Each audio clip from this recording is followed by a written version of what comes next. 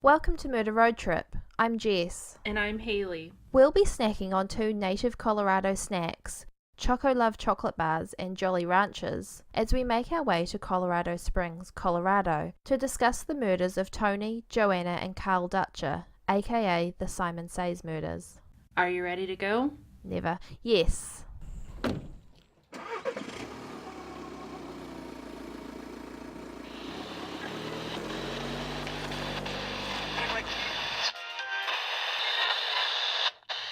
We lost the station again. Keep trying. I'm safe.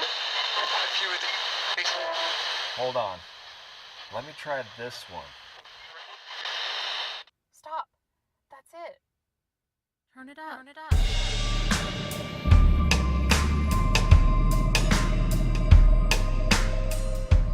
Isaac Robin McCain Grimes never had a lot of friends. He was intelligent, but he didn't quite relate to kids his age. Instead of hanging out with other people, Isaac read. A lot. It wasn't until junior high that Isaac met his first friend, Anthony Tony Dutcher. The two boys spent a lot of time together, often while camping. Tony continued to be Isaac's only friend until his sophomore year at Palmer High School in Colorado Springs, Colorado. Isaac first met Simon Ewing Sue in Latin class. Isaac was drawn to Simon's strong personality. Simon was constantly bragging about his parents having ties to the South American country Guyana's government, the same Guyana where cult leader Jim Jones forced 918 people to commit suicide. Although he had a new friend, Isaac's parents, Donna and Robin, did not approve of Simon. They thought it was suspicious that the 19-year-old senior, Simon, wanted to hang out with their 15-year-old sophomore, Isaac. It wasn't long before Simon introduced Isaac to a secret club, the Operations and Recognizance Agents, or OARA Club, and its two other members, 18-year-old Glenn Urban and 17-year-old Jonathan Matheny. According to Simon, the OARA was a, quote, paramilitary subgroup of the ruling party in Guyana.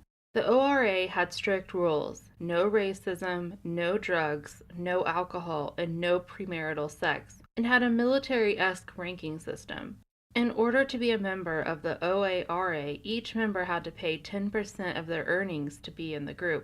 The members also had to train for their large mission, fend off a coup in Guyana. To train, the members practiced disassembling, assembling, and shooting weapons. They also practiced guerrilla tactics and watched The Faces of Death, a movie that portrays gruesome deaths, over and over again. The OARA members also robbed houses in order to obtain weapons they needed to complete their large mission in Guyana. Besides training OARA members for their mission, Simon also controlled many aspects of his members' lives. He required each member to make copies of keys to their houses and provide pictures of each family member. Simon threatened to kill each member's family members if they did not do exactly what he ordered. Each member thought Simon was serious because he would often come to their houses and point to areas he would set up as a sniper. At one point in his OARA membership, Isaac failed on a mission and was placed on probation. In order to be removed from probation, Simon told Isaac that he had to rob and kill Tony Dutcher and his grandparents by January 8, 2001. It is believed that the Dutcher family was chosen as a target because of two reasons. The family had a lot of guns, and Simon believed Tony's grandfather Carl was a racist. In early December of 2000, the OARA began planning the murder of the Dutcher family. The final plan involved Isaac going camping with Tony at Tony's grandparents' house in Guffey, Colorado, on the 31st of December 2000. While visiting, Isaac would seize the opportunity to both rob and kill the Dutchers. On December 31, 2000, Jonathan Matheny drove Isaac to the Dutcher residence in Guffey and dropped him off. Isaac and Tony set up their campsite a few hundred yards away from the Dutcher's house. At around midnight, Isaac told Tony to look at something out in the distance, and while Tony looked, Isaac came up from behind Tony and slit his throat. Next, Isaac entered the Dutcher house and waited for Jonathan to come back. At around 4 a.m., Isaac let Jonathan into the house. Tony's grandfather, Carl, heard the racket and got up to see what was going on. As he entered the hallway, Jonathan fatally shot Carl twice. Tony's grandmother, Joanna, heard the shots, ran to the bathroom, and locked herself in there. Jonathan then fired 6 shots into the bathroom wall. Joanna was dead after receiving bullets to the head and the chest. Jonathan and Isaac then stole 2 guns from the Dutcher residence and drove the 60 or so miles back to Colorado Springs. They immediately burned their clothes, backpacks, and anything else that could possibly have blood on it. Then Jonathan and Isaac headed to Glenn Urban's house.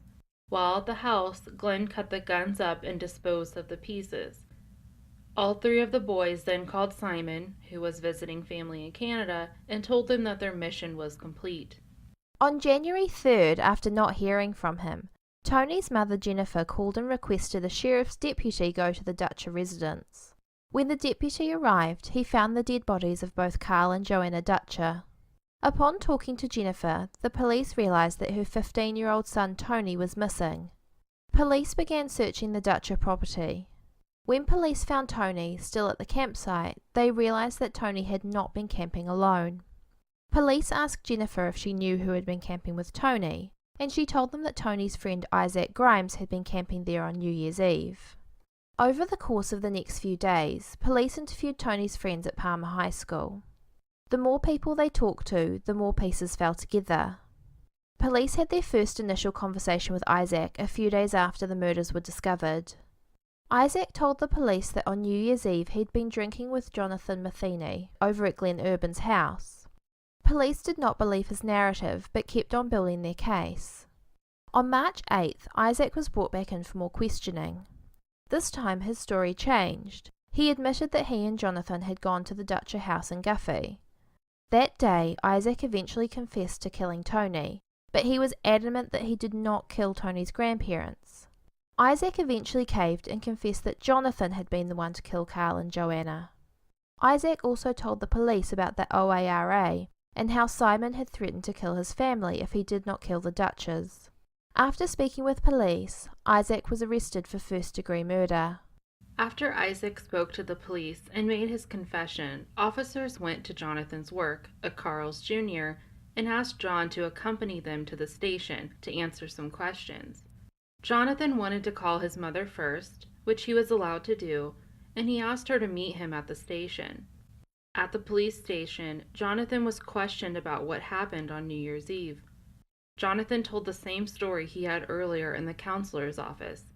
He told police that on New Year's Eve, he and Isaac had met at the Carl's Jr., went to Glenn's, and Isaac had gotten drunk on rum. They decided to spend the night at John's place and headed back there at around 9 p.m., where they fell asleep, waking up at around 6:30 or 7 a.m. After Jonathan retold his story to the police, it was clear that they didn't believe him, and he was arrested and charged with first-degree murder. Police were still interested in what Isaac said about Simon. They continued to investigate Simon, and in April, once they had enough information, Simon was brought in for questioning. Simon told police that he had no idea that the murders had occurred. He was in Canada at the time, and he only learned of the deaths once he arrived back in the States. Simon also said that he was asked by Isaac and Jonathan to hide some guns. Simon told the police that he thought the guns were from the Dutcher house. The police did not believe Simon for a minute, and obtained warrants that would allow them to search Simon's residences. There, they found a large amount of weapons, including numerous pistols and rifles, 6 SKS semi-auto weapons, and hundreds of rounds of ammunition. Simon was charged with first-degree murder, conspiracy to commit first-degree murder, witness tampering, and violating the Colorado Organized Crimes Act. Glenn was also arrested in April for being an accessory to creating an alibi and destroying murder weapons.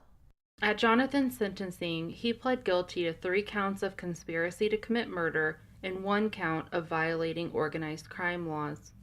He was sentenced to 48 years in prison for each conspiracy charge, to be served concurrently, and 20 years for violating organized crime laws, for a total sentence of 68 years in prison. Jonathan later had 2 years of his sentence removed due to a, quote, sentencing error. Not that it will make much of a difference in the long run. Jonathan will be in his 80s when he is released. Glenn cooperated with police. He accepted a plea deal in exchange for testifying against the others. He was sentenced to 2 years in prison. At Simon's sentencing, he pleaded guilty to 3 counts of conspiracy to commit first-degree murder and 1 count of violating organised crime. He did take a plea deal, which meant that all other charges were dropped. Simon was sentenced to 45 years for each of the conspiracy charges, which were to be served concurrently. He was also sentenced to 8 years for violating the organised crime laws, for a total of 53 years in prison. This is to be followed by 5 years of parole. Isaac was tried as an adult, even though he was only 15 at the time of the crime. Hayley, is that normal for children of 15 to be charged as an adult in Colorado? So I did a little research because I wasn't quite sure. And it's my understanding that in Colorado, the youngest age a person can be tried as an adult is 12. As the juvenile ages, the likelihood of being tried as an adult increases. The juvenile's criminal record and the severity of the felony is also taken into consideration. In 1998, 40 urban United States counties were studied by the Bureau of Justice Statistics. The results showed that approximately 4,500 juveniles were tried and convicted as an adult. Of those nearly 4,500 juveniles, nearly 2,000 received a prison sentence. So I guess it could be considered normal. Isaac also took a plea deal and pled guilty to 1 count of second-degree murder and 1 count of conspiracy to commit murder. His sentence was 60 years, 2 concurrent 40-year sentences for the second-degree murder charge, and 20 years for the conspiracy to commit murder charge, with 5 years of parole after release. Isaac was allowed to have the time already served deducted from his sentence, which took around a year off his sentence. Isaac was the Colorado Department of Corrections' youngest inmate at the time. Because Isaac implicated 3 other people in the murders, he is segregated from the general population for 23 hours a day for his own safety. In the years after Tony's murder, his mother Jennifer turned to drugs and alcohol to help her cope. She became addicted to both and attempted to end her life on several occasions. In July of 2001, while under the influence, Jennifer drove the wrong way down the street. She hit and killed a man and received a 10-year sentence for vehicular homicide. As of the mid-2000s, Jennifer and Isaac wrote each other letters regularly. I was really astounded by the fact that Jennifer was willing to talk to Isaac. What did you think about that? I think that it is a little unusual, but it's not unheard of for the family of a victim to still be in touch with the person that killed them, especially if they don't believe that that person was fully responsible for their actions for one reason or another. So I was also going to ask you about that. Some people believe that Isaac should not have received such a high prison sentence because he was brainwashed by Simon. Do you believe he was brainwashed? I mean, I don't really know if he was or not. I think he was definitely... I think Simon definitely had a huge influence on Isaac and his actions, and Isaac may have been acting in a way that he thought was going to protect himself and his family. So I'm not sure if he was brainwashed, but I do believe he was definitely under the influence of Simon's threats. I agree with you, and so did Tony's dad. At the sentencing, Tony's dad was like, Simon is nothing more than a Charles Manson or a Jim Jones. You should never let him out of prison. Wow. And I thought it was really telling that Simon went to Canada and gave a deadline to Isaac to kill the family. And I don't know this for sure, but I'm going to assume that Simon was supposed to be in Canada until January 8th, which was the deadline. Because it seems like cult leaders will give these directives and then they'll be missing while the crime occurs. And that seems to be what Simon did.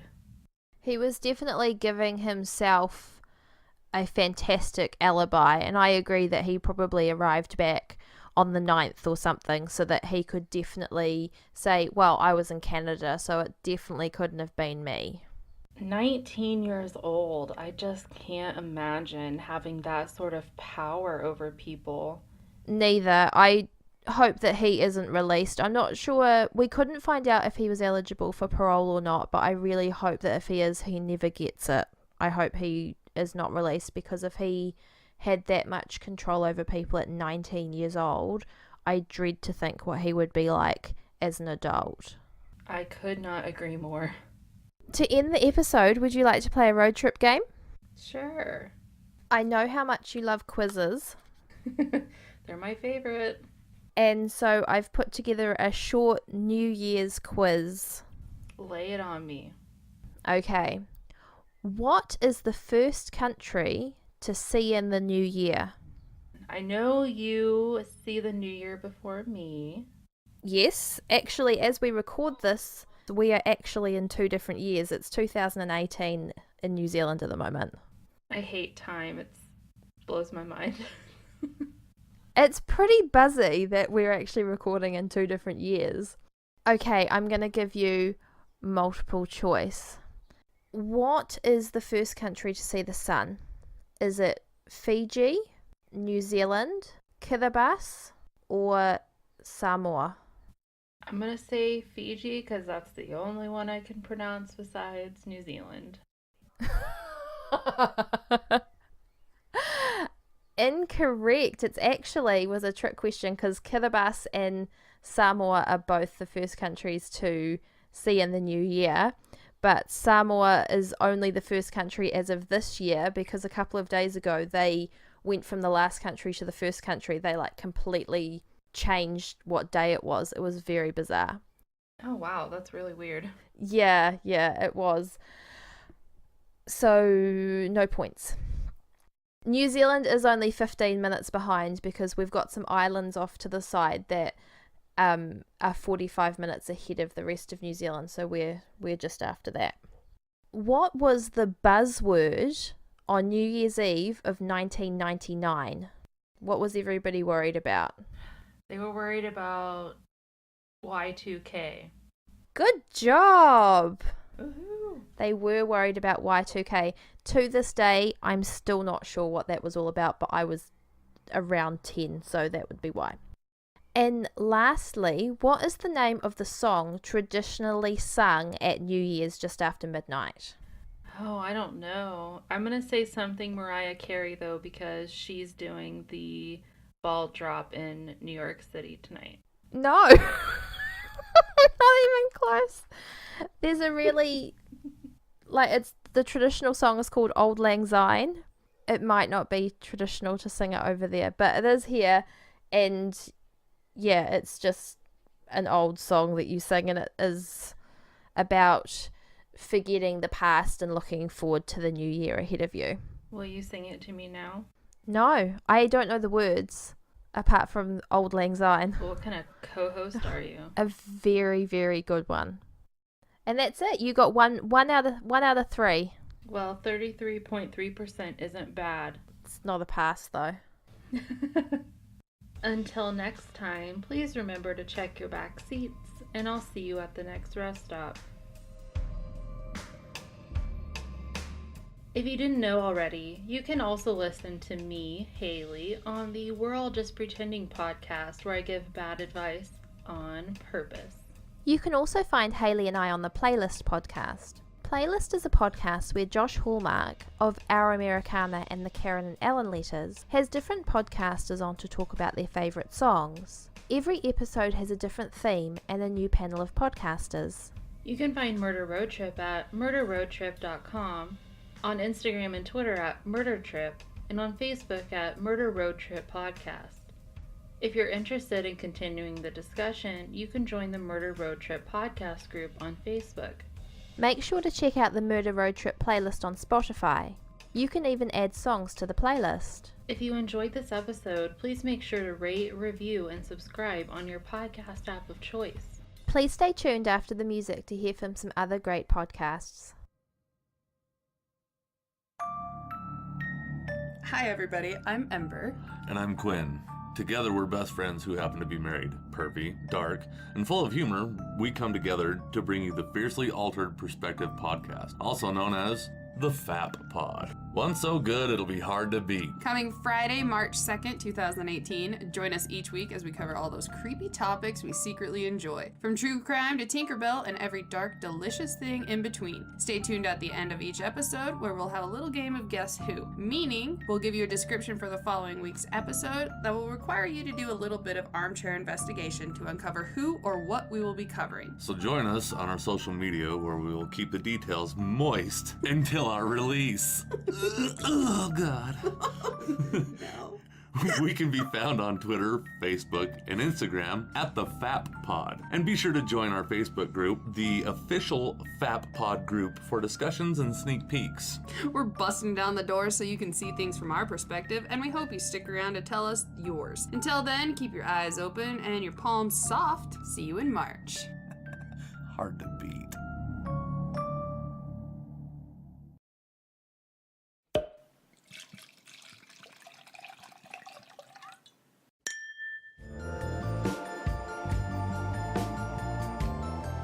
Hey true crime fans, have you listened to Wine and Crime yet? We're a true crime comedy podcast hosted by three childhood friends who chug wine, chat true crime, and unleash our worst Minnesotan accents. Each week, us gals pick a true crime topic and pair it with a delicious wine before delving into the background and psychology behind the crime. Then we share and speculate wildly about a couple of bonkers cases related to the topic. Past episodes include necrophilia, cults, crimes of passion, cruise ship disappearances, exorcisms gone wrong, all this over a bottle of wine, or, let's be real, 3. Listen anywhere you get your podcasts. You can also follow us on Facebook, Twitter, and Instagram at Wine and Crime Pod, and check out our website and blog at wineandcrimepodcast.com. Cheers!